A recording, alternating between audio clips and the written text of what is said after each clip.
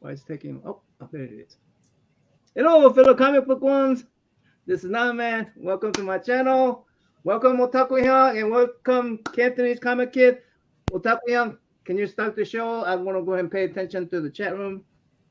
Sure, yeah. As part of our ongoing sort of series, Meet the Collector, Meet the Artist for Asian American Pacific Islander Heritage Month of May, we have with us Jeff, the Cantonese comic kid.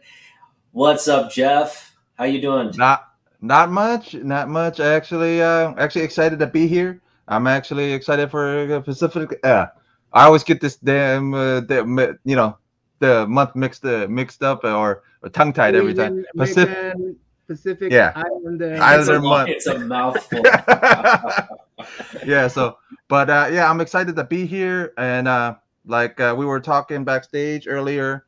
I've been in the YouTube game for 4 years now. So yeah, so I know people are gonna ask. So Oh, this is I've Yeah, been in the you're game for you're 4. you're very Yeah, prominent in the comic book community, and I know you have a lot of friends, and we're gonna yeah, get to yeah. we're gonna get to sort of the your network of community people and your shout Right, outs into the show. right. But why don't you just introduce people? Tell them tell the community who you are, what you're about, Right. and what your channel's about.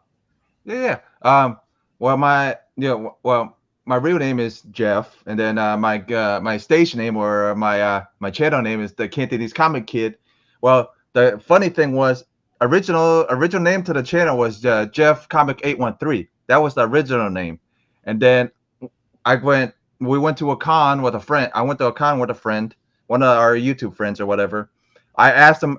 I go, hey, since he was, I go, what would my fighter name be or whatever? And he goes, since you always teach Cantonese on Wednesdays, why don't you use Cantonese Comic Kid or whatever? And I go, I like that. I'm gonna take that. So, and then that's how the channel ended up changing to the Cantonese Comic Kid or CCK, because I would do a show every Wednesday called the Cantonese Comic Wednesdays. And how that came to be was I was in middle this the how the idea came to be was when I was in middle school, a lot of the kids in middle school would want to learn my friends in middle school would want to learn Cantonese words or would ask me, hey, how do you say this in Cantonese since or whatever. And you guys know these guys would ask me like, normal What is, words, what but is it? none of the normal words would stick with them, but the dirty words would always stick.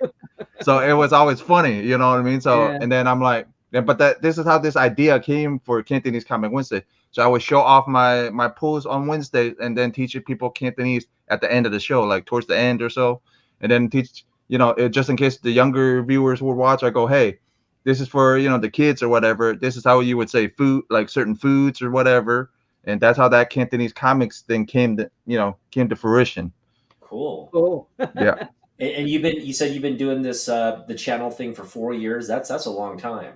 Yeah, about 4 years or so. Yeah, and then how it actually started was from my LCS. The One of the guys in the LCS who would always do a video every week introduced me to doing video.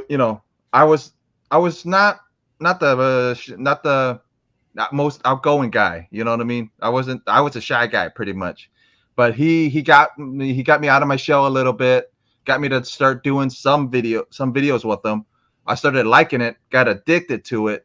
Then I started doing videos myself, and it went from there. So waterfall from there. So Yeah, you don't come across as a shy guy at all. no, trust me. From in the past, Hey Joe. this is a new version of me, Um, like the whole new version of me, man, because I wouldn't talk to, like, rarely talk to people, like, was introvert a lot, but I Mhm. love comic books, but I was introvert. So it was Yeah. like not good. me Yeah. Well, too. let's get in. Yeah. As you can tell, I have a public speaking fear. Yeah, yeah, we So all do, man. It's like I used to, but after doing this for a couple of years, it goes out the window, man, yeah, yeah, honestly. yeah. So, Yeah, yeah. Yeah, it's a good Um, way to overcome a speaking, public speaking, right? yeah. Fear, fear of public speaking. Hey Ben Compton. What's up? So let's get into your origin story. Okay. It's you have what I've noticed in terms of the please. in terms of your Instagram presence. What I've established is you have a great passion for comic books. So I want you to Yeah. delve into how you got into why comic books are important to you, how you got into Right. them, and Well, what you yeah. collect. Well, yeah. So here's how I got into comic books was I was a actually I have it right here, but I was 8 years old, about eight or so, uh, early '90s. My mom used to own a restaurant. I made like I was 8, so I would walk like she was in a plaza. I would go to make deliveries to like the stores on the plaza or whatever. Got my first tip from making like how you guys would do it, bottles and whatever. So I made my first delivery, got a couple bucks. There was a newsstand right in the middle of the plaza, so I would go to the newsstand every day, and they would have books every Wednesday or whatever. So we'll go look at the books. Actually, I picked this up, Carnage Venom. This was my first comic book ever. So Nice. Oh, cool. I remember that Yeah. book. Yeah. yeah, this was my first comic book ever. But I've always thought since I was a kid, I've always thought this was issue 1 of a run. But no, it's actually issue 3 of a run. And because I always thought this was the date when I was a kid. I always thought that was the date, January June 3rd. Okay. Yeah. So I always thought that was so I finally found it last year because my original copy, you know how it was. You would bend it, you would put it in your back pocket, ripped it up and whatever. So I was trying to find it. I've always thought it was issue 1, and then I finally figured out it was issue 3 of a freaking 4-issue run. So I'm like, oh, that's why I can't find it. It was because it was a 3rd issue. So always thought that was a 1st issue, and finally I went, oh, that ain't the first issue. That's actually a 3rd issue. I finally found out I think last year or so. Yeah. Mm-hmm. Looks like a Cappy's trying to spoil the show here. Jeffy's king. Well, everybody in the community knows I'm a big Vampirella fan, and how I got into her was I was probably like maybe like in the teens. I was a teenager. I saw the really corny B movie that they came out with, and really liked the character. But I've always liked strong female characters because I was raised by a single mom, single Asian mom at that. You guys know how it is, man. Like single Asian mom, it's Tiger Moms and all that others. Yeah. But imagine a single Asian mom, dude. It was, you know what I mean? It was like she didn't even buy me comic books. I bought my own comic books at that, and if it wasn't for an uncle introducing me to comic books, I would never have known about comic books. And my first set of comic books that I got introduced to were like those Mr. Q books, like the Hong Kong style books. Those are like the Dragon Tiger Gate, all those type of books. Those were the introduction to comic books, honestly. But and then I had another uncle that was into Marvel books, into Spider-Man books. Then he introduced me to the American style books. So if it wasn't for those uncles, I would have never got into comic books at all. Thanking to those uncles. But mom would never buy me books because mom would always say, you would only look at the pictures and that's all you're going to do. And you're not going to read any of it. How wrong was she? Because if it wasn't for this stuff, my dyslexia would be a lot worse because because she ended up passing. My mom ended up passing like I was like 18. Dad passed when I was 7. So, but when she ended up passing, I didn't get back into it until probably my like the 20. Oh, actually, I remember it was actually playing Xbox. Got the Injustice video game, and I finally got hard back into collecting after that. Like, oh, I want to find out how the Darkest Blackest Night stuff happened, how all that stuff happened. Oh, let me go to a comic book shop and start collecting. And then I started getting really hard into it and started reading the books. Actually, I because my mom would always say I would only look at the pictures. You won't read this stuff. She was wrong because if it wasn't for me wanting to consume all that information, my reading is way better now than it was when I first started the books when I was in my 20s. Yeah. So Jeff, you grew up in New York City? No, I grew up in Florida. Actually, I was born and raised in Florida. I was born and raised in the South. Okay. But I have family up in New York, though. I have a bunch of family up in New York. My mom's side is from New York, or originally from like a countryside in China, but they all immigrated to New York. Like my mom's side immigrated to New York. My whole dad's side immigrated to Florida. 23 months. So how they ended up it's actually a funny story how these two ended up meeting, because my grandfather and my mom's mom ended up knowing each other from another friend or whatever, and they go, oh, I got a son that's still single and I got a daughter that's still, and they pushed them together. That's how it works in Asia. Yeah, and because you're getting older. Uncle named Steve. Yeah. I guess I don't understand it.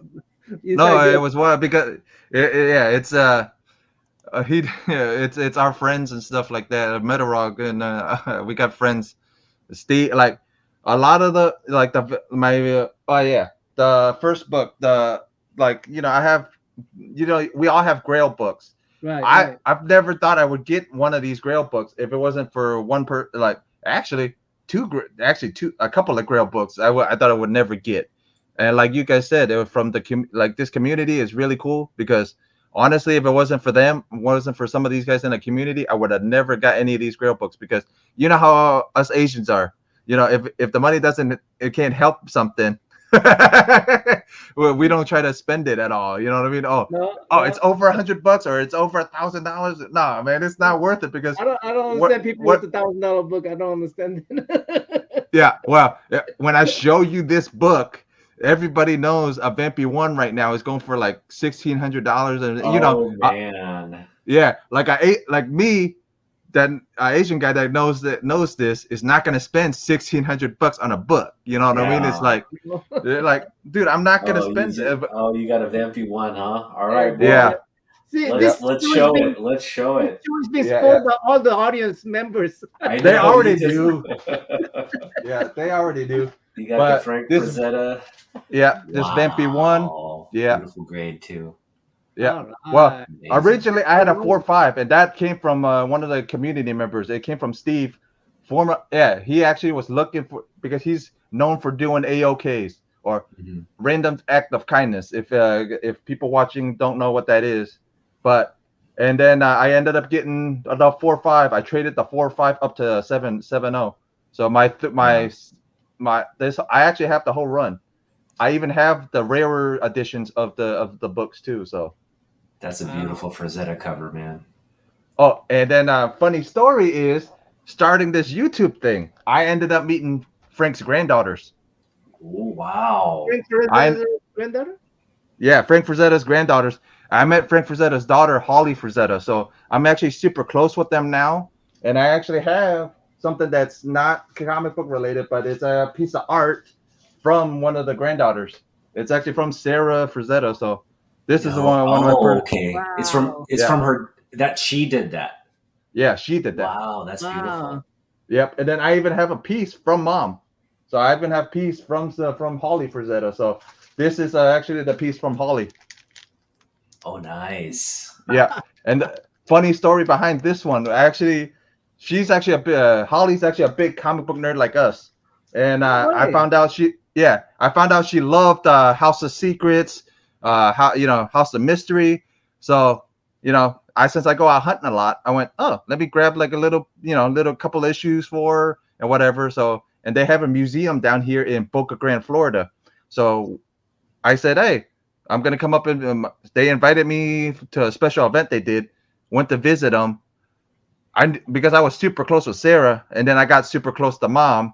I found out Mom loved Batman 66, found Mom liked all this stuff, gifted her a couple of things. Then she goes, all she does is, hold on, and she runs upstairs.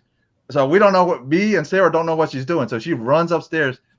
She comes down with a piece of paper. So I don't know what's the piece of paper. And then she flips it over. I'm like, oh, okay. Like, it's a piece of art. And then that's how I got that piece of art. And then Nice. Sarah's one was I Wow. had asked her to do me a piece. So yeah. Time to marry into the president. Carry on the legacy. Well, dude, I'm not even because how close I am with them, it's almost like a distant cousin almost type deal. Okay. Because Sarah and Holly love me to death. And actually Holly has 3 daughters, so it's Sarah, Holly, Brittany, Holly's mom. Sarah is Sarah is her daughter. Then there's Brittany Frazetta, and then there's Rachel. So there's 3 of them. Wow. Yeah. Marriage doesn't work, and you just get adopted son of Yeah, pretty much. Adopted son of Holly, pretty much. Yeah, right now. That's what I am now. Pretty much adopted son of the Frazettas, pretty much.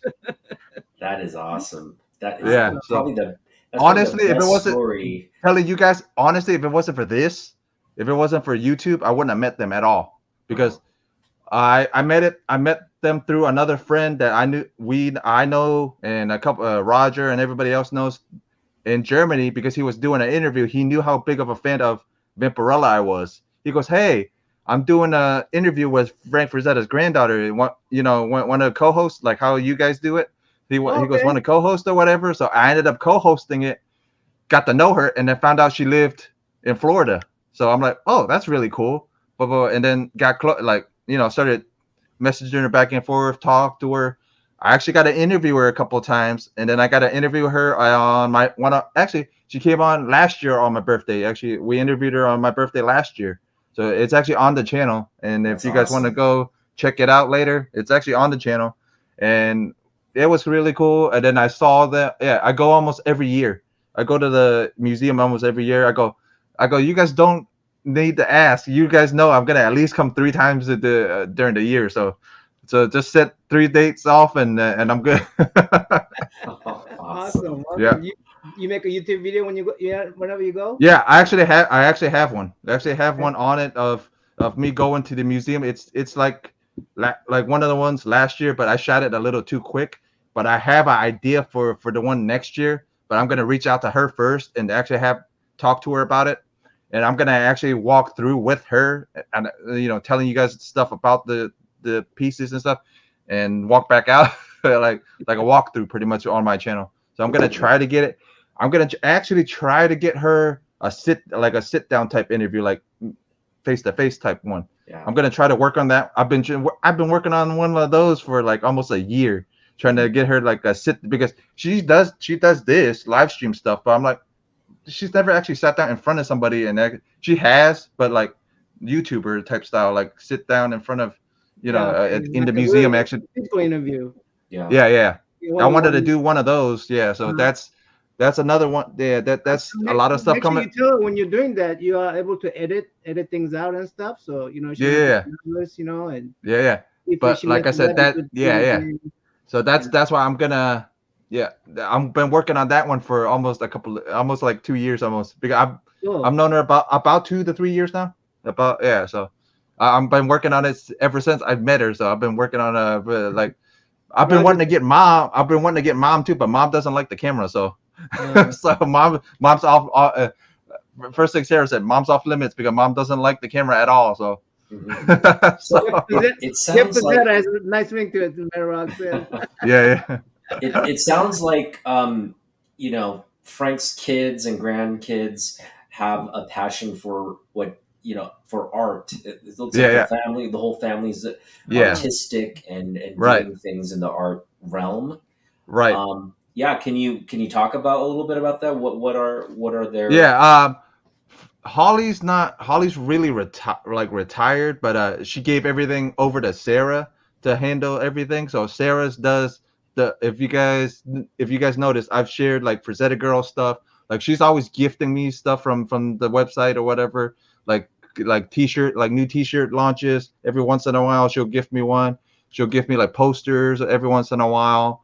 But it's like merchandise. She's trying to merchandise Grandpa's name. She's trying to make grandfather more known, besides known as fantasy art. We all know him as a fantasy artist, but she wants to make the name big enough or super big. Like she wants to get up, like she really wants to do cons again, but she doesn't want to do cons again until she can get it like Alex Ross type style booth, where she can show off the paintings, have merchandise on the side, and that's what she really wants, and she's working on that right now. But if you guys notice, there's Death Dealer comic books coming. That's all because of her. For Zetaverse stuff, like she's trying to make a whole universe. There's all kinds of stuff coming down the pipeline. So awesome, yeah. I can tell you this: no matter what generation, no matter what generation, whether it's old or new, everybody loves Frank Frazetta art, right? Yeah, everybody. It's just one of those things you look at and you just think, wow, this is absolutely stunningly beautiful, haunting, dark, and just everything. Like it's its own unique. But it's funny when you actually go to the museum and hear Sarah or Holly talk about him. It's so funny because he loved doing art and stuff. But if it was like demons or anything like that too dark, the wife wouldn't let him put it up. The wife would have him keep it in the studio, like because the wife was highly religious. Ellie was highly religious, so every Easter, every Christmas, Frank never bought anything. Frank always did something like a watercolor for the kids, watercolor for like the parents.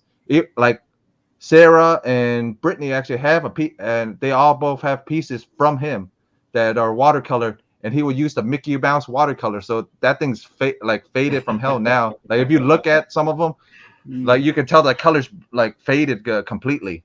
Awesome! This is going to be Nova. Is there Frazetta Museum in Pennsylvania? Yeah, there's a Frank Frazetta Museum in Pennsylvania, and there's a Frank Frazetta Museum in Florida, and that's in Boca Grande. That's Holly's museum, or that's Holly's place that she does the art at. But the one in Pennsylvania is the main one, but that's Frank Jr. That's her brothers. That's her older brothers, Frank Jr. Okay. Yeah. So there's Frank Jr. There's Frank Jr. Billy Frazetta. That's other brother. Then Heidi, and then her. So there's just 4 of them. Well, so and then there's the grandkids. Honey Bobby's a Frazetta family with the that sort of answers Frazetta, yeah. So that Frazetta fans in the chat right now. So. Yeah, the new book, the new art book is actually Frazetta Girls and Sarah's doing. That book would not exist if it wasn't for Sarah. Pretty much that big Tauschen book. I actually have one of the Tauschen books that they actually did. It's actually the Frazetta Master of Fantasy Art. It's buried under all these other books. Because you know how a collector gets it, we start reading and then they pile up and stuff piles up on each other. So, it's hot on Instagram. I see that post for that book all the time on Instagram, and I'm just like, oh. And actually, a fun fact, actually, this tells you how close I am with them because she posted, "Hey, you need an RSVP to this Miami Beach event." I didn't tell her I wanted to go or nothing. She had the Tauschen people email me the invite already. I already got emailed the invite, so I could go if I want to. But honestly, it's a little far for me to go. So I'm like, and I can go to the museum anytime I want. All I have to do is tell her. But it's every February is the one down here happens because there's hurricanes. Mom doesn't want to keep those things up during hurricane season, so it's every February to March is when this one's open down here, and it's by appointment only. So you would have to, go to Frazetta Girls and actually make an appointment. Yeah. So that's the only way to go to this one in down here. And then and I got invited to the Miami Beach thing, but I may not go because of how far I have to drive, and if it's only one person going, it's a pain in the butt because it's 6 hours there and then 6 hours back this way. So it's like Roger will go with you. Yeah. If he's in town, half of the time he's not in town. Yeah. All right, Jeff. Well, let's see your next book. All right. My next books are actually it's Howard the Duck. I always like anthropomorphic animals, and the main reason I loved Howard the Duck was because of the movie, the Steven Spielberg movie of the Howard the Duck. So that's another childhood book. Yeah, and then I would have It was Menting though, wasn't? yeah. Yeah. Yep. So that's that one. Yeah. But actually, Howard's actually in it, and he's actually yellow in this book. Is that So first it's appearance got of a Howard the Duck? yeah, first appearance of Howard the Duck. Oh, I didn't know that. Okay. Okay. Yeah, it's the first Maybe- appearance of Howard the Duck, and he's actually yellow. He's not actually like the white duck we see. Is that pretty He's actually expensive kind of book? like Okay. like 200. So it's not too Wow. bad. It's not as expensive as a Vampy one, but Yeah, it's still kind of expensive. So actually, I have a funny story behind this book. Oh, So Evil this- Ernie. Yeah, Eve already won Lady Death's first appearance. I'm always been, like I said, I always loved the bad girls, good girl art. I've always been, been interested in like the good art, like good girls, bad girl art. But the funny story was we actually went down to Miami with I went down to Miami with a couple of friends that are in the community. I went down with our friend Steve. And we went to a little comic book show. 2 vendors. One had a Vampy 1 raw, and I offered because he had I think like 3 something on the book. I offered him 2 in cash. No, no card or whatever. I offered him cash for Asians always carry cash. You know what I mean? Cash is king. So I offered him cash. He didn't want to take cash. So, and then the one funny thing is during the because I had an energy drink going down because since it's 6 hours that way and 6 hours back, we woke up early just to go there. So I had an energy drink with no food. So all you see is me bolting back and forth in the con, like to the other vendor, to this vendor, because there was another vendor that had this, and I offered him what I offered, and he goes, "Hey, if you can get me some $10 book, like some $10 books for my $10 boxes, so you can have the book." So all the friends that were there, all the community members that were there knew I was interested in both of the characters. They go, "Which one's a better deal?" I go, "I think that Evil Ernie is going to be a better deal." So all the boys came together and gave me like 1 book each. Like all the boys gave me like a $10 book each. So they all gave me 1 book each. Went back, gave them the books, gave them the money, and then that's how I got this book. Nice. Yep, Nice. That's how I got this one. And then there's I actually got the whole run. And then the second book was even funnier. The second book, I found out one of the other community members had it, and he actually gifted me for Christmas. Actually gifted me this book for Christmas. AOK'd me this for Christmas. And then when I got the second book, I'm like, then I have to get the whole run now since I got both books. So because this is actually that's how it works. Yeah. If you get 1 and 2, you gotta get 3 and rest of them. yeah. But this is actually their first cover for both her first cover appearance. Yep. Nice. Yep. So that was pretty fun. And then that's pretty much how like honestly all these books I would not have, like, if I was just collected by myself and had none of these guys, I would not have finished the Vampy run. I would not have finished the Ernie run. I would have So just you bought did finish Vampy Run, huh? Yeah. How long a run is that? 100 and original from Warren 112. But if you count the Harris one, it's 113. But a lot of hardcore fans don't count the Harris one because after Harris came out with that, Harris ended up getting sued by Warren. So yeah, and then so that's why the 2 last books are so expensive, because one, if you're a hardcore fan, hardcore Warren fan, you say Warren is the last one, but then the 113 is the start of the Harris run. Mm-hmm. And then there's two other books on that run are hard to get. Like they're hardcovers. There's one that hardcover is signed by one of the artists, and that's the one hard one to get because it would be mail away. You would have to fill out a mail away just to get it. Oh, Wow. Yeah. no. And you think the Vampy one is expensive? That hardcover is expensive. That hardcover is more expensive than that Vampy one. Are you reading Dynamite, Vampirella? Yep, I am reading Dynamite's Vampirella, and I really enjoy Caprice's interpretation of her. And you know what I mean? there are. It's just like Red Sonja. It's just like all the other ones. There are good runs and there are bad runs. Like I said, I'm gonna start doing like little shorts maybe about, hey, if you guys really want to get into her, you guys have to do this and this and this. It's just I've been working on a lot of ideas. I just haven't had the chance to actually shoot some of this stuff. So this year I'm probably gonna end up shooting a lot more stuff.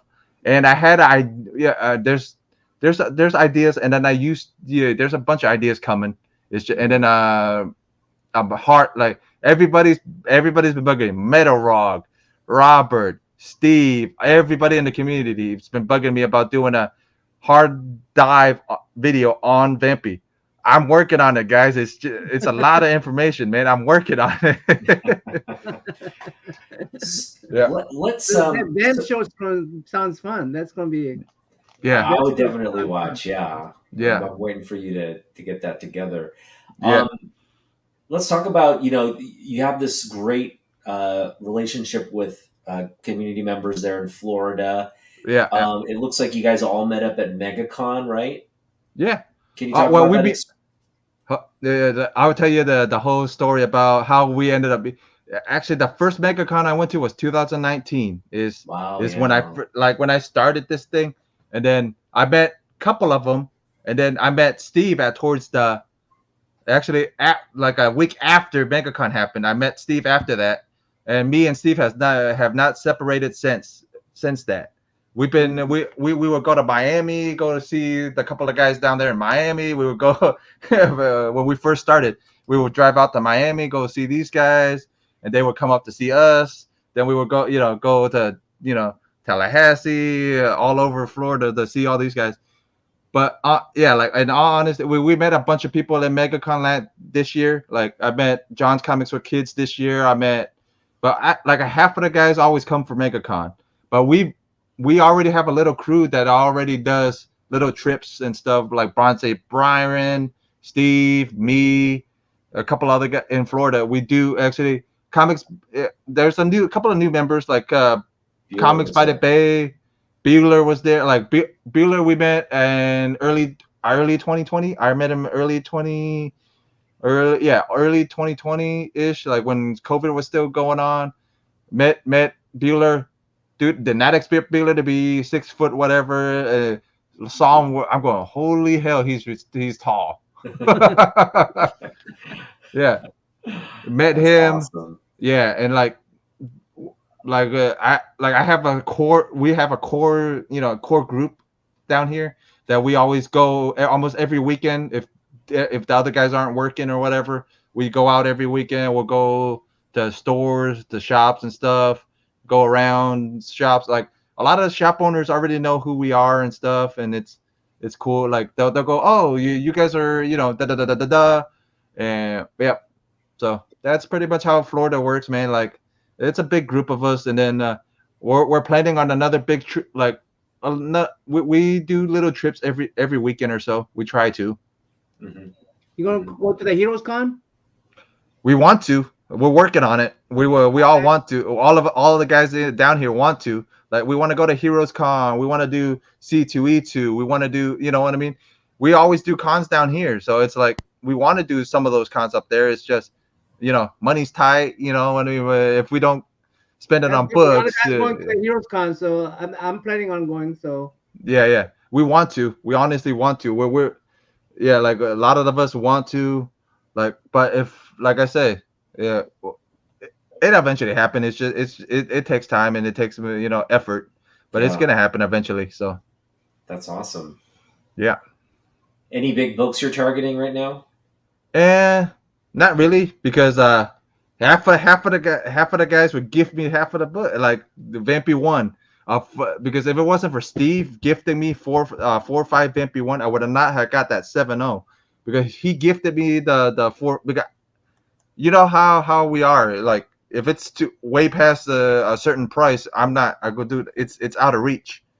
He ended up getting it for real cheap or whatever, gifted it to me. Then I'm like, man, okay. Oh, I have 2 lists. I have a top 10 list for books, for like first appearance books, and then I have a Frank Frazetta works books. So I actually got one of the very top ones. Nami actually saw with the book yesterday, and actually got 19. This is the old. I believe this is the oldest book in my collection. 1944 Tally Ho. Whoa. Frank Frazetta's first works. It's No it's rare. way. Yeah. Interior. Interior by Frank Frazetta. Yeah. And it was from 1940. You said 1944. 1944, before World War II. Wow. Yeah. 1944, and it's That is 1.8. Yeah, and come to find out, I actually took the book to the museum because Holly actually has the panels from the inside, and I actually looked at the. Yeah, and she actually has the panels from the inside. If you go on my Instagram, I actually took a picture with Sarah and Holly in front of it with this. Let me look that up. So the original. I mean, how is it preserved? Did they have it in like a frame? They have it in. They actually have them professionally framed, and they're actually in frame. And the first panel is actually right in the. The way she did it was the actual panel she got from Dad. Like Dad gifted her one of the panels, so she has that right in the middle, and then it works their way around. Oh, so it's all of them are framed. Wow. So yeah, all of them are framed. Yep. That's crazy. And then man. all of them are framed, and then because a lot of rumors, like a hardcore Frazetta fans, a lot of rumors were saying where is it? It's down a little past MegaCon stuff, right there. You see me holding it. Yeah, you see me holding it right there. This one right there. There it is. Yep. That's Sarah. The one in the green is Sarah. The one in the black is actually Mom, Holly. And the panel is in the back. Yeah, the panel's behind me. Okay. Yeah, that's a gorgeous family too. Wow. Yeah. Nice. The Frazettas. Yeah. Jeff's tight with the Frazettas, man. Yeah. That's awesome. So if you and Nami ever come down, man, just let me know. Make sure it's in February, and let me know, and we'll set up a date, and you guys can go down there and actually look at the artwork. Yeah. And I know Nami's a big. Yeah, I know Nami's a big Kiss fan, and I told him yesterday. Actually, Ken Kelly is actually related to Frank through marriage. Ken Kelly actually is related to Frank. I found that out from Sarah. Actually, from Mom, from Sarah and Holly. So telling me, yeah, Ken Kelly is actually related to them through marriage, because Ellie used to be called Ellie. I think it was Ellie Kelly or Ellie something or whatever, but original maiden name was Kelly. So Ken Kelly and her are actually related because they're cousins. Yep. So because originally the Ken Kelly cover, the Ken Kelly Kiss cover was supposed to be a Frazetta cover. Was supposed to be a Frazetta album cover. But Frazetta wanted too much money for it. But Frazetta goes, I got a great guy that you might like. And that's how Ken Kelly got that. That's how Ken Kelly got that cover. Nice. Yeah, I thought Nami would like that story. So yeah. Yeah, we gotta go down to Florida now. Yeah, I have a summer reason to go to Florida. I gotta go see Roger. Yeah. Trust me. Just let me know when you guys come down. You guys are more than I'm more than happy to invite you guys down here. We can take you guys around. Just let me know. But make sure it's in February, because if you guys really want to go see that artwork, make sure it's in February and March. That's the time to come down if you guys really want to go to that museum. So awesome. Yeah. Thanks, Jeff. Mm-hmm. Wow. Awesome. That's cool. I can see you really don't like Frank.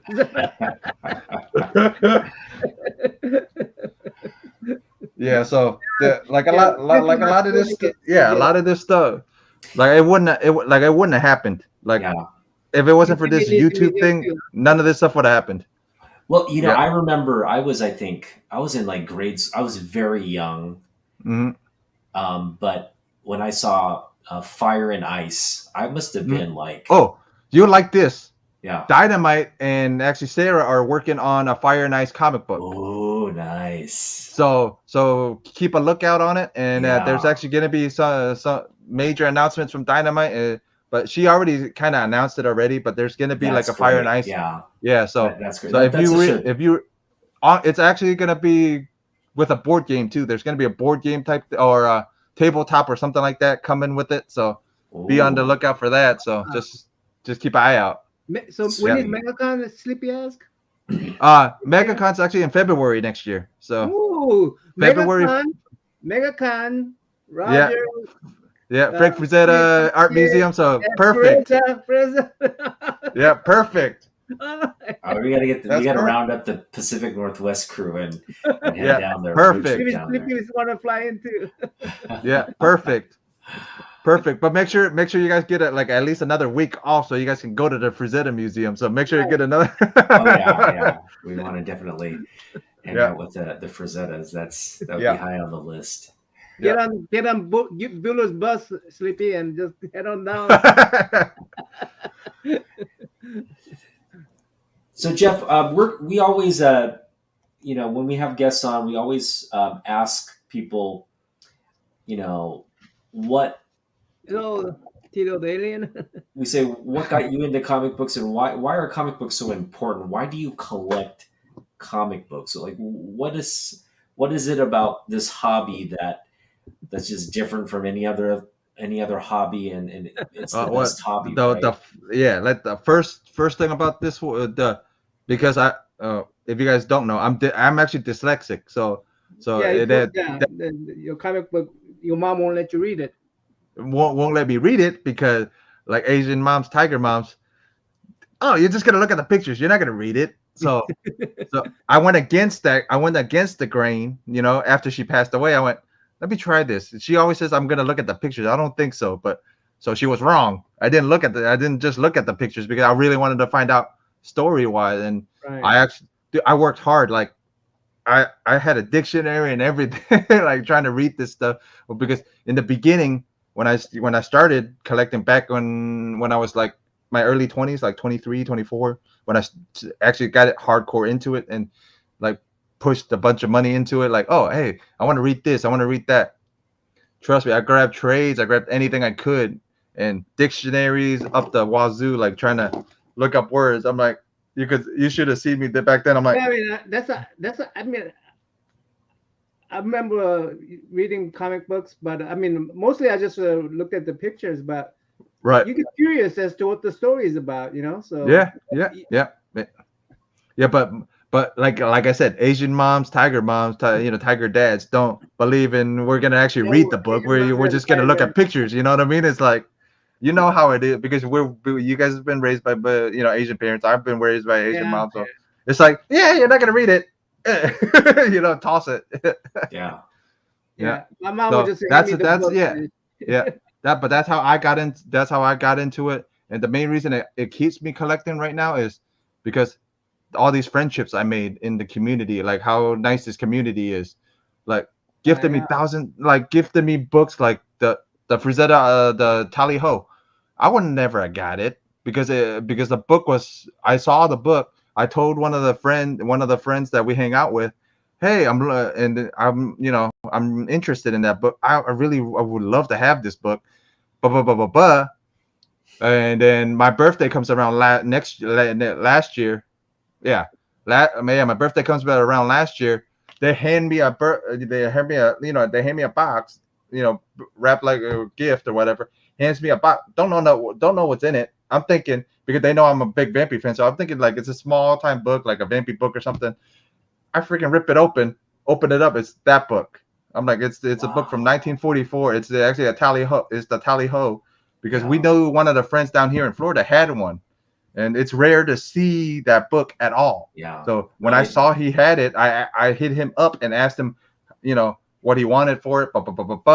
I said, let me get back to you. I really want it. Maybe we can set up some type of payment plan. But I didn't know these guys were going behind my back and planning something for my birthday. So I didn't know nothing about this. So they went from behind, and then snuck it around me, and then actually ended up getting it for me on my birthday. So I open it up and see it's that book. They go, you don't got no expression. I go, dude, I'm speechless. I don't know, I don't know how to react. Because because in the beginning I would do this Asian, I would call it the Asian default face, and they would always laugh because I would call it the Asian default face because I wouldn't smile at all. yeah. So so you would see some of that. If you see some of the early pictures of us in pictures, I would do like a deadpan face, and they go, and I would make them laugh because I'd come up with a joke. I go, oh yeah, that's my Asian default face, man. Don't worry about that. Are you Yeah, wives so- of Tiger moms? Are you married or are you single? I'm single actually. I'm You're actually single. Yeah, Okay. I'm actually single. I actually not married now, no kids. I mean, I eventually want them, but and then what makes people laugh is that I don't go for Asian women. I go for white girls, Hispanic girls, or anything but, because the whole thing was mom, grandpa, all of them would try to push Asian girls on me. And you push you away, right? Yeah. Yeah. Okay. Push me away towards it. And not only that, but in high school, because the other thing was I was born and raised in Florida, but when I went into high school, I ended up moving to California for a little while to finish off high school, because my mom said school sucked down here. Let's move you up to the West Coast and see if it's any better. Dude, that she was super wrong. Because she was super wrong. It went the complete opposite way. She even thought I wouldn't have graduated high school, because the year when I had to graduate, they needed us to pass this exam just for you to get your diploma. But come to find out, so many people on my year were failing this exam. They exempted everybody from my year and then gave us all diplomas, but after that, everybody had to pass this exam just to get get diplomas. So I went, you were super wrong, and you should have kept me down here. Because I was in a vocational school down here in high school. Because I was studying to be an electrician. So if I graduated down here, I would have been an electrician. But since she booted me up there, since we all moved up there, because in the beginning, I was not like going into 10th grade at the time. We talked about it. She goes, you can stay with your grandfather down here if you want, or go with me and whatever. But I didn't want to leave mom's side because I'm the older one. I was worried about her anyway. So I ended up moving with her, went to school, and she goes, oh yeah, we found you a vocational high school. Dude, it was a normal high school that had computers. And that's what I'm like, dude, that's not electrician school, man. That's like completely opposite of what I wanted to do. It's all computer stuff. That was a straight shit show. It was like, yeah. So and then high school happened. Ended up graduating in 2004. Then mom ended up finding mom had issues, had cancer or whatever. Come back down here. Mom ended up mama had a restaurant already. Mom came back down here. Not rebought the restaurant, but like switched over ownership from my stepdad. Oh, she remarried 2 times, but the first time when she remarried, she ended up she said, oh, California is better for me. Let's go to California. Gave him the run the restaurants or whatever. Then when she found out she needed money to keep us afloat, keep me and my brother afloat.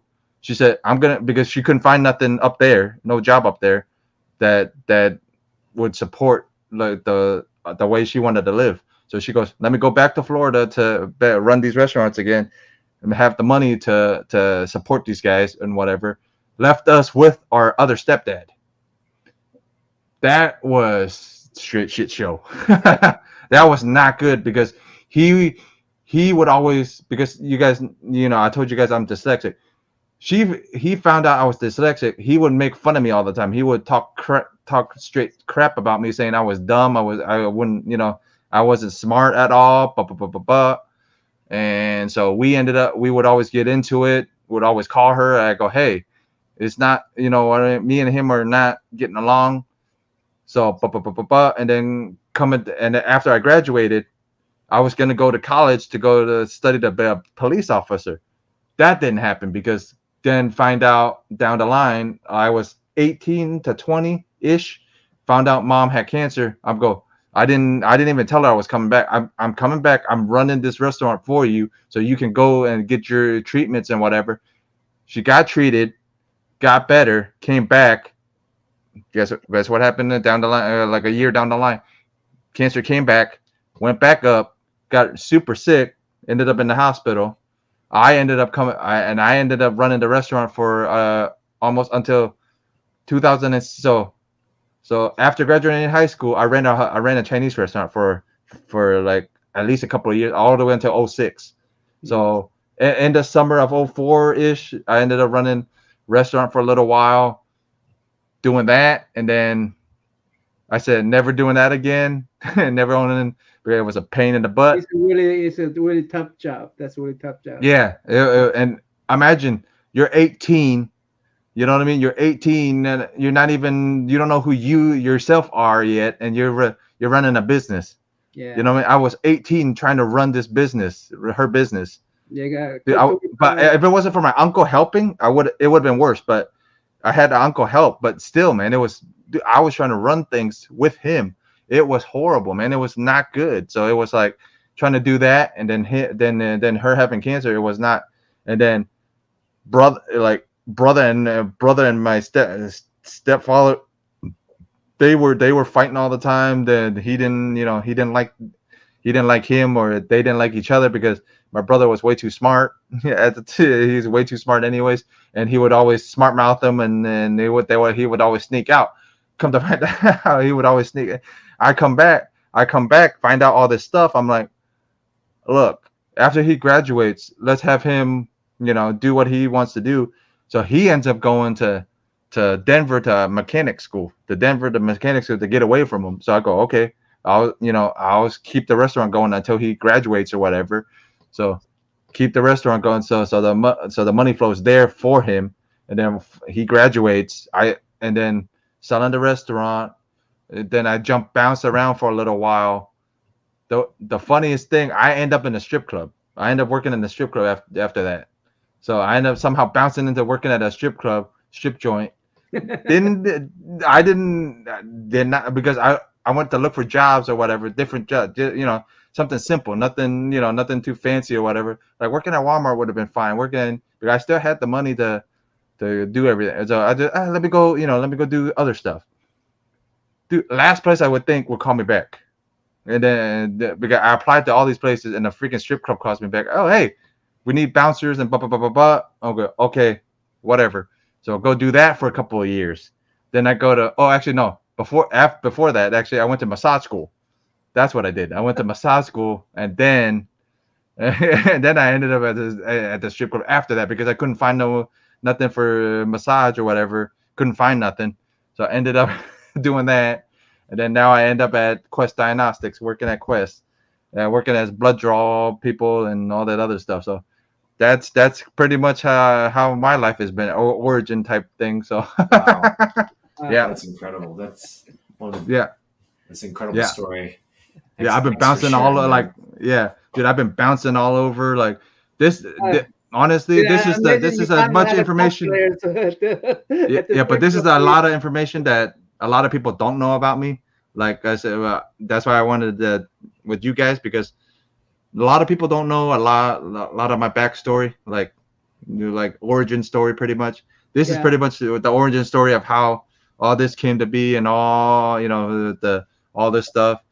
Like honestly, I was just, you'd be surprised. I was super not talkative, not when I was a kid because of the dyslexia or whatever. Never would talk, never did any stuff because I would be scared to, the people thinking I was, because in an Asian family and you're dyslexic, they would say they would just think you're dumb. You don't want to learn nothing. It's not that. It's just I learned differently, but they didn't understand. Asian families don't understand that. So they go, oh, you're just dumb. You know what I mean? Like the other side of the family would say, oh, you're dumb. My mom's side understood what dyslexia was. But the dad side is a little, country bumpkin type Asian family. They didn't understand that. They just thought I was dumb. So they would always call me stupid. They would always call me, you know what I mean? So it would, so my confidence would be, not great. And my dad's side, like their anger streak. I've been always trying to not be them. I've always been trying to complete opposite of them, being the nicest person possible, and not have that anger streak because dude, they fly off the handle like this, like a snap of finger. They fly off the handle easily. And I've been trying to do that, like trying to work at it, not to be that way, because come to find out, a couple of those uncles on that side have dyslexia, and the aunt has dyslexia at that end, but they don't know that. They just think they're like the other uncles and other aunts think they're dumb. But since I recognize what dyslexia is, and I see, I talk to them, I see how they are. I'm like, dude, they're dyslexic. So, but they don't understand what that is. So they just think they're dumb. So it's interesting to see, Asian families that think you're, you know what I mean? That don't know what forgiving culture. I mean, even Korean culture, any other cultures aren't forgiving about. They just think, there's no diseases or there's no type of disease or whatever dyslexia is, or whatever. There's nothing like that. You're just ignorant of learning. You're just lazy. You don't want to learn nothing. Yeah, it's not that, guys. It's not that. So no, I mean, that's I think I also, I struggled with, I think attention deficit, right? Hyper. Yeah, like all this stuff, and then everybody goes, Asian culture goes, oh, you don't have anything, or you're just a really bad kid. You know what I mean? They say ADHD, but they don't understand. It's a modern disease, or what? They just shove it off to that. It's really common. It's really common, and that's the thing. Like, they didn't know how to diagnose these kinds of things growing up in school. Yeah. But somehow, I think with the pressure my mom and dad put on me to get good grades and stuff. Like, I had the same thing. You did too, man. I had to force myself to really focus and push through. But it's definitely those. Yeah, just imagine being dyslexic and them pushing you, going, "Hey, you need to read. You need to do this. You need to do that." And it's not like I'm not reading. It's the problem was in school they would test me every year. They go, your reading level is at a third grade level, but why is your speech level at freaking college level type style, and it's up high? Because I was making up for the reading, because so people couldn't tell that I was, dyslexic. So every time I would do speeches, they would go, why is his speeches this good and why is his reading this bad? Like, they couldn't figure out why, but the whole reason was because I was dyslexic. I learned a different way. It's not that I see, and sometimes I see stuff backward, but when I get really nervous or anything, dude, dyslexia is super bad. It's like I'm gonna answer Sleepy's question here. My wife is not Tiger Mom because I was in the way of her being Tiger Mom. I let my kids read whatever they want, comic books, whatever. Right. Yeah, because mom was great. Mom was great. Don't get me wrong. My mom was great, but of course, I mean, mom was great. But my mom, if you actually looked at my mom, and actually, she wasn't really a tiger mom, but she just really wanted the best for me. You know what I mean? I understood that, but she wasn't tiger mom. It was just grandpa. Dude, I had to get raised because grandpa stepped up after dad passed away when I was 7. Grandpa stepped up. Grandpa became the father figure. And he was more strict than anybody. He was more the tiger parent than anybody. Yeah. Mom was more like Nami. Hey, go do what you want. Go do what you want. Go do what you want. Just make sure to, read, make sure to study, make sure to do whatever you got to do to graduate or whatever. But, she wasn't worried about my brother. She was more worried about me, since I'm just, and that's the whole reason she kept the restaurant going, was because she was worried about me not having a way to make money, and she wanted a way for me to keep money going. You were her first one too, so I'm sure. Yeah. I'm really glad we're having this conversation, because I think what a lot of people don't understand about the challenges, culture, challenges of coming to this country with little or no language, bridge. Like, my parents, they could speak English, they could read, write, do all that. Right. Communication was still a challenge for them, and so when I went to school and I'd bring my homework home and do all this stuff, it Right. was a real challenge for them to help me with Right. anything. Like they Right. they didn't understand it. Right. If it was in Korean, they could help me, Right. without any issues. But because it was Right. all Right. in English, they were like, kind of look at it and try their best. But at the end of the day, it's like you didn't have that support. So a lot of Right. Asian American kids are really navigating academics Right. by themselves, right? And that's Well, a really tough thing to do the, without parental no, the support. worst. The worst part is being the firstborn that these guys come over from that side, and you being the firstborn Asian is even worse because Yeah. all the weight is on you trying to help them too, on top of helping yourself. Oh yeah. When you don't even know who you are yourself, and you're trying to help them at the same time, like doctor's appointments. You know how you guys know how it goes. Exactly. You have to help them with doctor's appointments, taxes, all the paperwork. A letter and you from don't the even lawyer. and you don't even know what that stuff is, but you have to help them read all this stuff. And dude, imagine being dyslexic and trying to help them with this. Yeah, You know, me being dyslexic. That's a funny story. Like, so my one of my first girlfriends in college, Korean American girl, right? She had parents who had a business, right? And apparently there was a legal issue, right? So while we were dating, she was just so stressed because she was helping her parents with this legal issue. Right. She had no like legal knowledge or law background, but she had to appear in court and basically do all because they couldn't communicate, right? So she had to do all the legal work for them. And I was just kind of like in the middle of this as it was erupting, and I was like, oh, sorry, I can't help you more. Right. But that's the kind of thing we Asian Americans deal with, as kids, helping our parents, in whatever capacity, bridge the language gap. That's tough. But I think a lot of kids, though, it helps them grow up a little faster, and you just kind of get. My big problem with that is that grows us up fast, but we miss out on childhood. You know what I mean? We miss out on being a kid, and that's why they think we collect. It's because we missed out on being a kid. Right? This is like therapy. Pretty much. Great excuse for me to collect comic books now.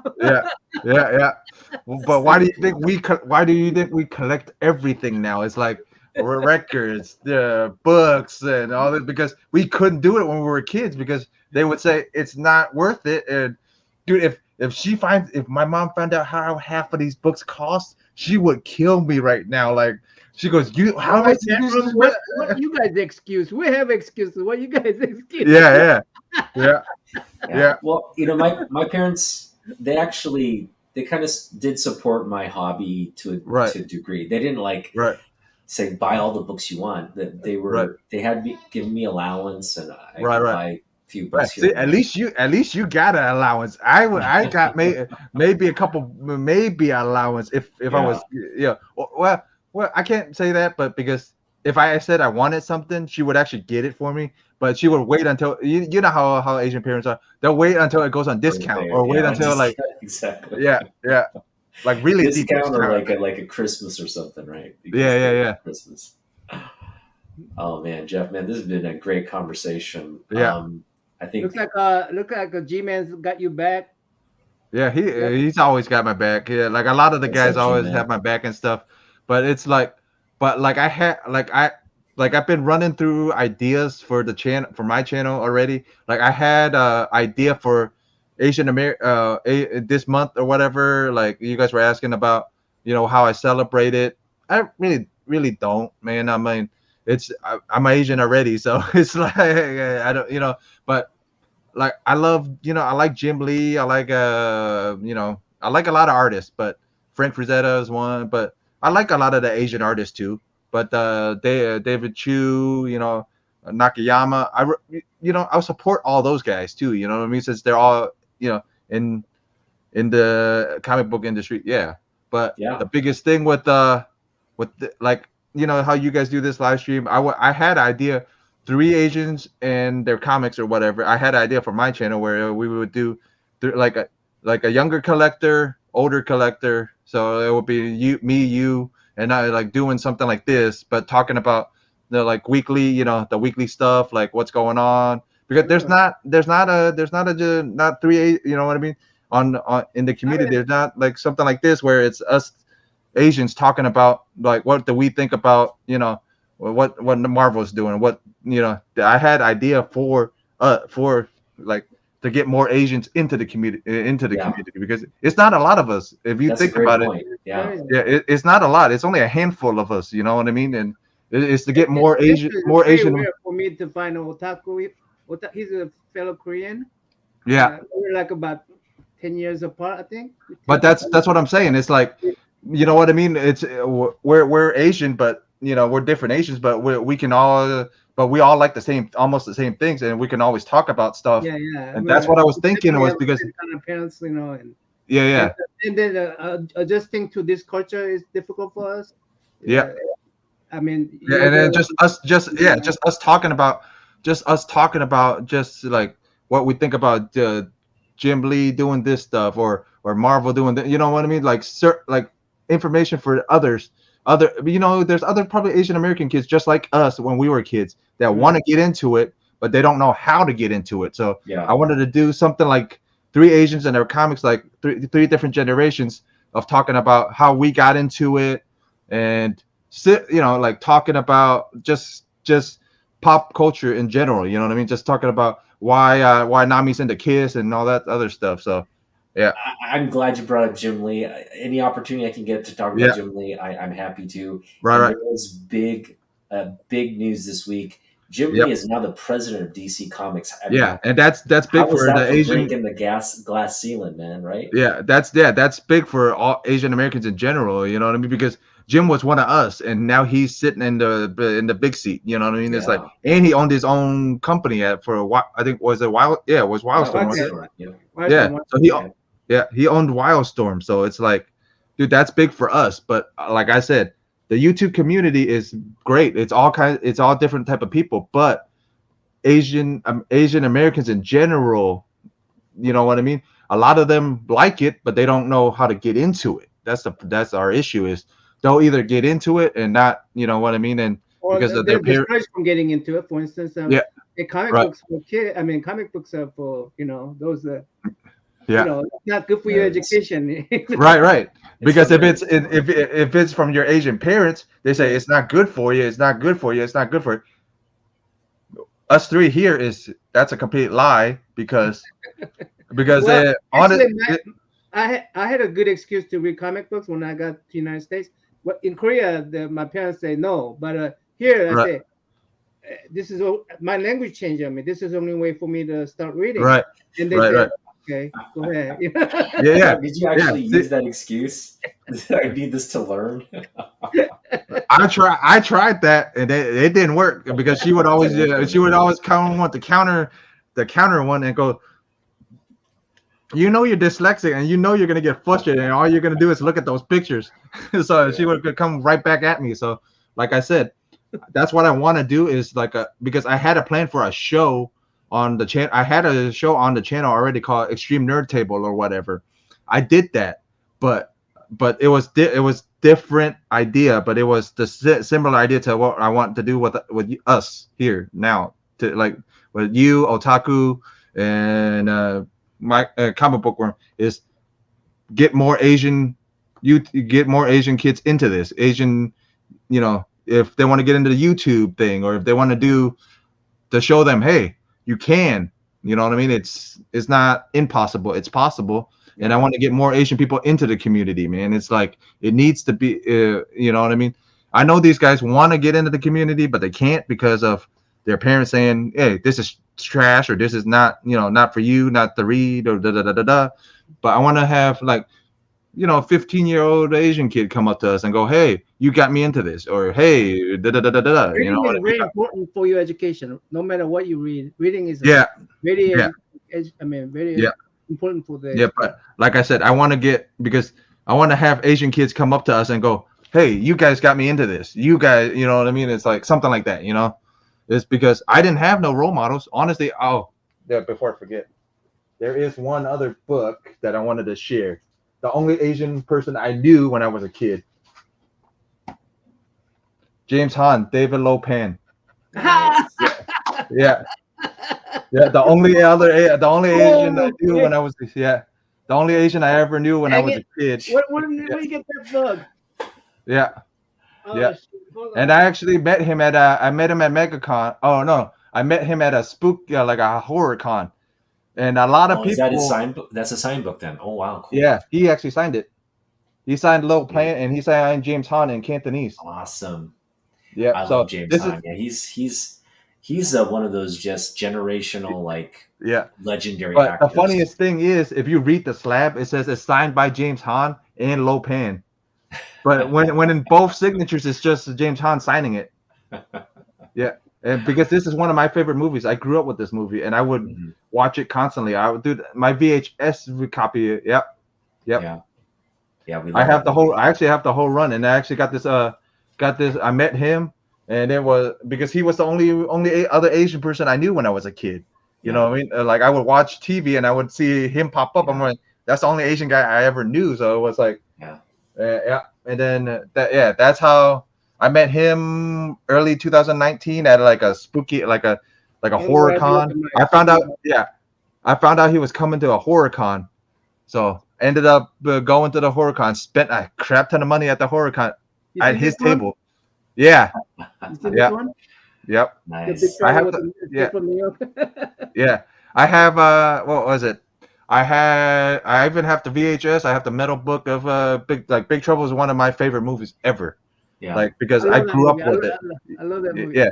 Because I grew up with it. I grew up with that movie. Everybody, says it's corny, but I love that movie to death. Like my VHS copy, you can't even watch it no more. That's how bad that one is. So I ended up getting the Blu-ray.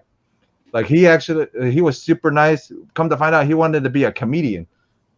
He wanted to be a comedic actor, but back then he couldn't be because of what he was. He's Asian and he can't be a leading man. But my favorite speech he ever did was that damn. What was it? Was his Academy Award or one of the awards ceremony? He goes, "Look at us now!" Like he's scared. Yeah. Because like I said, honestly, that's all I knew back then when I was a kid. But that's what I want now is for kids now to see, hey, there are other Asians that look like us that are doing collecting comic books or talking about pop culture. Yeah. What do you mean by show them picture? Yeah. Oh, picture. Hold on. Let me grab it. I forgot about this. I didn't forget, but this one. Yeah, this one. Oh, no way. Yeah. He's in costume. Get out of here. Yeah. Flip it a little bit. No, I mean, there you go. Wait, what event was this? Spooky Empire, a horror event. And he came to sign books, and he came dressed as. Yeah, he came as himself first. Towards the end of the convention, he dressed up as. No way! That's awesome, dude. Yeah. What a memory. Yeah, one in a lifetime moment, and he was super funny. Like he was hilarious. Like he was a funny dude, man. He was funny as hell too. Like he would joke around with people. He would you could take selfies on it. Dude, I spent so much money this con just because of him. Like I spent a crap ton on it at his table just to get stuff signed. Like and then get this picture. Yeah, I spent a lot. Wow. Oh, he came to the con. Yeah, he came to us like a horror con. Yeah, that's awesome, dude. Yeah, and then he's one of my heroes, pretty much. Like since you were talking about Asian American type stuff. Yeah, he's one of my biggest role models, pretty much now because of, and that's why I want to do something on my channel called, like I said, 3 Asians and their comics. That's the whole idea. So I'm glad. Yeah, like this now. Dude, I'm down. Man. As long as you guys are down, I'm down. Yeah, because I really want to do something to like I've been saying, like to get other Asian kids into it, like a dyslexic, like I'm a dyslexic kid, you know what I mean? Get another Asian dyslexic kid to find, hey, there is another kid that just like you that's dyslexic out here, you know what I mean? Yeah, you're not the only one. I used to teach at school. I mean, teach at church.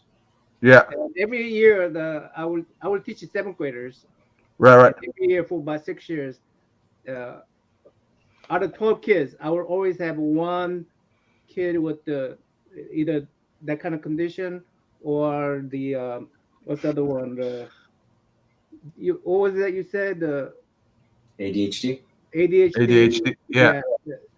Yeah, because you can see it in Asian, you can see it in the kids. It's just, but because the parents don't understand what that stuff is, so they don't know what ADHD is. They just think you're just really hyper kid. They don't know it's, or they have some kind of I mean, they do have a learning disability, but there's a way around it. There are ways to go around it, you know. So, right. Or you would get, like how we were. You would get a butt whooping because why'd you get a D? Well, okay, so you know what's really interesting is so for a long time in South Korea, you had this culture of people who were parents who were really like tiger moms and like forcing their kids to really study all the time and do well. I mean, it's still there in Korea. Don't get me wrong. That culture still exists of being academically focused. You got to go to college and all that pressure. But what's grown in South Korea now socially is an understanding of learning disorders, an understanding of, learning disabilities, or even just mental disability. There's a recognition there.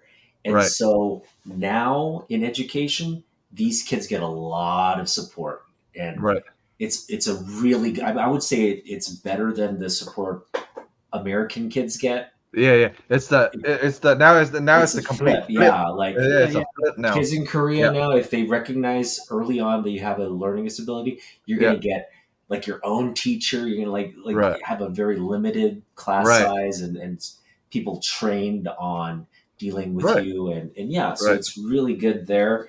And I think here it's getting better. I think like people they have special programs in schools. Not every school district has it, but you see more and more school districts catering to those disabilities. Yeah, like I said, because I've had a bunch of ideas for live streams like that, but I want like stuff that actually I think this is the Asian side of me coming out, because I want to show other Asians, other cultures. Hey, there are there are people that just like you guys out here. You know what I mean? It's like because I never knew about dyslexia back then. When I was a kid, if I knew about that back then, but I never knew there was other people like me. You know what I mean? That had dyslexia, but were Asian or whatever. So I just want other Asian kids that are growing up now to know, hey, there are other adult or other Asians that are just like you. Don't worry about that, and you'll eventually find your path. But you'll actually be, I'm down to do, like I said, either a show on Saturday or Sunday. Sometime, whatever is good. We'll work something out, and then we'll start the first show and whatever, and I'll run it or whatever. We'll multi-run it on each other's channels or whatever. So. Yeah. All right. Well, let's talk about it offline. Yep. We'll talk about it. Yeah. All right. So what's coming up for the channel? Well, what's coming up? Yeah. What's coming up for the channel? Well, there's gonna be a Vampy video eventually, but it's a lot of. I have to take in a lot of information. Not Sleepy asked for it. Roger asked for it. So. Yeah. G-Man's asked for it. Like everybody in the community's asked for it already. So it's coming, guys. It's not. I don't want to do. It's my Asian side coming, man. I don't want to do a half-assed video, so it's like, you know how we get, man. Like we get into something deep, we want to work at it, make sure it's perfect. You know what I mean? It's so it has to be, because if it's not perfect, I'm not gonna like it and I'm gonna take it down. So I would rather have something perfect than nothing at all. So Yeah. My dude's on Well, the panel. I would Ask Jeff about his real history project about his favorite. yeah, that's the Vaporella That's- video. Okay, That's what he said. That's what he wants. Yeah. That's what he wants me to talk about. I'm working at it. He knows Yeah. that. okay. I'm working at it. But yeah, I'm working at it. You got to be patient with us. Yeah.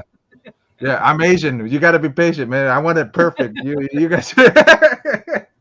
Yeah, because and then I'm working on a lot of stuff. Like there's shit. I'm working on another Frazetta interview with the girls. So that's coming down the line with Brittany and Sarah. So I'm working on something. But that's cool. coming down the line. Yeah. And then That would be awesome. With the and then there's some other stuff. Like I'm thinking about bringing Cantonese Comic Wednesdays back, but not sure if I want to yet. But it's gonna come back because I left off like episode 90 something, 95. Because wow, I got tired of episode on that, huh? yeah, Wow. I got tired of doing it because every week I would put out an Instagram post. Hey, what Asian word do you want to, or what what do you want to learn in Cantonese, and told them put it in the box so I could So if everybody that follows me actually put one down, I would have one for every week, every Wednesday of that week would be like 2 to 3 people. I'm like, dude, that's not enough. That's not enough. Or I got tired because you what I mean. It gets tiring after a while. You'll be like, oh damn, I don't know what else to teach them. Like, but. So I was like, so it may come back. I'm just working on details of how I want to do it, and then there's some other stuff coming down the line. 3 Asian in their comics coming down the like we were just talking about. So that may be coming. So be on the lookout for that. They may be coming. So yeah. So yeah, there's a bunch of stuff coming. Yeah. Cool. About you, about Otaku Hyung, you have anything?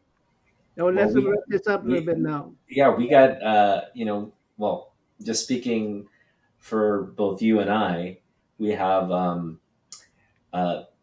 by the way, Jeff, did you go to Free Comic Book Day? Did you get some comics? I went to Free Comic Book Day. I picked up the Frazetta-verse book because Sarah was at. Yeah. Of course. Of course. That is a beautiful book. That is a beautiful book. I was like, man, that's an awesome cover.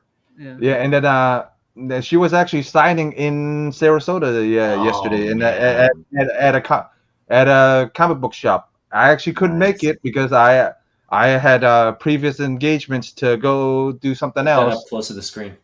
Yep. There you go. Yeah, I had a previous engagement, man, so I had to go do. I had to hang out with the boys because I promised the boys 3 weeks ago I would go up to Orlando and see them, so I wasn't gonna break my promise. She might be a pretty girl, but man, I'm not breaking my promise to my boys. Zetaverse, look at that cover, man. That's a beautiful book. Yeah, so I would actually pay for that book.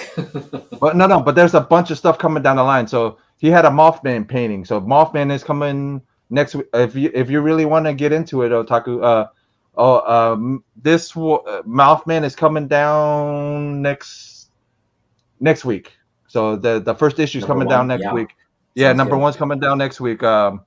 This one's already on issue. Like these two are miniseries right here. Yeah, Death Dealer. No, the Death Dealer one is going to be ongoing. Death Dealer is going to be ongoing, but Death Dealer's not Sarah's favorite right now. She's telling me Mothman is going to be her favorite story so far, but that's not going to be the favorite one because her favorite movie with her grandfather's stuff is Fire and Ice. So yeah, you really into Fire and Ice. So Fire and Ice is the next big one. Yeah, and again, I was like, I think I was 7 years old when I saw Fire and Ice. It was not meant for kids, but it was a cartoon, right? So I was watching it, and my parents had no idea there was all this violence in it, but I loved it. Me and you were probably I was probably about the same age too, and I ended up still watching it. I'm like, they didn't know nothing, and they didn't say nothing really, but they, such a great. Well, did you pick up that book? No, yes. So yeah, that's good segue. Yeah. This is the book I picked up. And, I didn't actually see any of them out there at any of the shops that I went to. So yeah, and what's interesting about this is they give more background on Lois Lane. Lois Lane is biracial. She's multicultural, right? She's got I'm assuming a Caucasian father and Yeah. a Japanese mother. So she's really? half Japanese in this story. And we're going to be interviewing the creators of this comic book, Sarah That's cool. Kuhn and Ariel Jovianos. They're going to That's be cool. on the show on Thursday. So don't miss that. That's going to be like such a interesting conversation. And if you want to hear how the creators came up with the idea of having Lois Lane be, half Japanese, half American, don't miss that. You think there might be some protest? I mean, not protest, but some pushback on that idea that, hey, you're changing my Lois Lane? No, I don't think there'll be any pushback on that. Okay. There shouldn't be. There shouldn't be. Would be now Comic Book Worm says it, and watch what happens. Well, people are going to be who they want to be, and I can't control that. But again, in my view, there should be, what's wrong with having a diverse group? Even if let's say they made Superman black, they made Superman Asian. Right. I mean, what would be the big problem? Well, there was an Asian one. There was an Asian one. No, there have been black Supermans, and there have been Asian Supermans. So it's like that's not a big deal. I don't think. Anyway, we didn't mean to get any controversy here. Give it to us for 1 month. 1 month, man. Yeah. Make all the characters Asian. 11th is when we're going to have them. The Thursday 11th, 1 p.m. So it's going to be a little oddball hour. No, 1 p.m. Eastern time. 10 a.m. Pacific. Right. Yeah. 10 a.m. Pacific. It's going to be a little oddball hours, but anyway, I really appreciate the conversation. Thanks all the people that's come by in the chat room. We appreciate you. We're going to end it right here. It's about an hour and 30 minutes, so it's a more watchable, rewind. If you're watching this on rewind, we appreciate you. So thanks for coming by, Jeff. Jeff, you're welcome. This was a great conversation, and dude, I'm just so glad we are connected now, and I'm looking forward to whatever you need, just reach out. Naman and I are here for you, so we'll get something going. All right. Say good night, See you guys. Good night. Good night, chat See ya.